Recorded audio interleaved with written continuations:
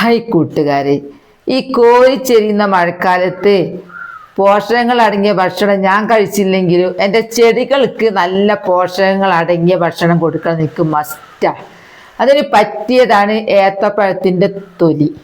ആ തൊലി നമ്മൾ ഓരോരുത്തർ പീസാക്കിയിട്ടൊക്കെ ചെടിയിലിടുന്നുണ്ട്. ഞാൻ നന്നായിട്ട് അരച്ച് പുളിപ്പിച്ച കഞ്ഞിവെള്ളം കൂടെ ചേർത്ത് വീണ്ടും കുറച്ച് വെള്ളം ഒഴിച്ച് ഡയലൂട്ട് ചെയ്യും.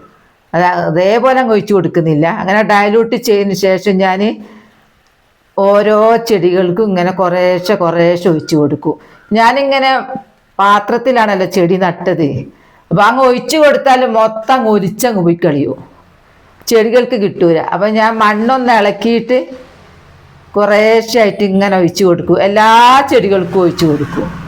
ഇനി ഒഴിച്ചു കൊടുക്കുമ്പം തന്നെ ഞാൻ അതിൽ എന്തെങ്കിലും കീടങ്ങൾ വന്നിട്ടുണ്ടോ, ഈ ഒച്ചിനെ ശ്രദ്ധിക്കണം. മഴക്കാല ഒച്ചുണ്ടെങ്കിൽ അതൊക്കെ പരിശോധിച്ച് ഒച്ചിനൊക്കെ എടുത്ത് കളഞ്ഞ് എല്ലാ ചെടികളിലും പോയി മൊത്തം ഉണങ്ങിയ ഇലകളുണ്ടെങ്കിൽ അത് പറിച്ച് കളഞ്ഞ് അങ്ങനെ ഓരോ ചെടീൻ്റെ അടുത്ത് പോയി ഞാൻ നോക്കും.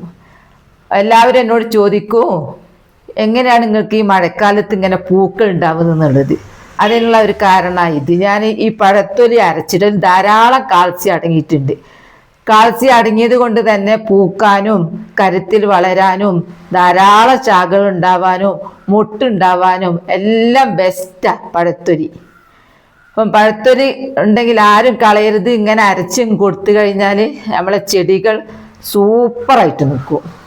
കണ്ടില്ലേ, എൻ്റെ ചെടികൾ നിറയെ ഡെയ്സി, മെലസ്റ്റോമ, ആന്തൂറിയം, ബാൾസോ എല്ലാം.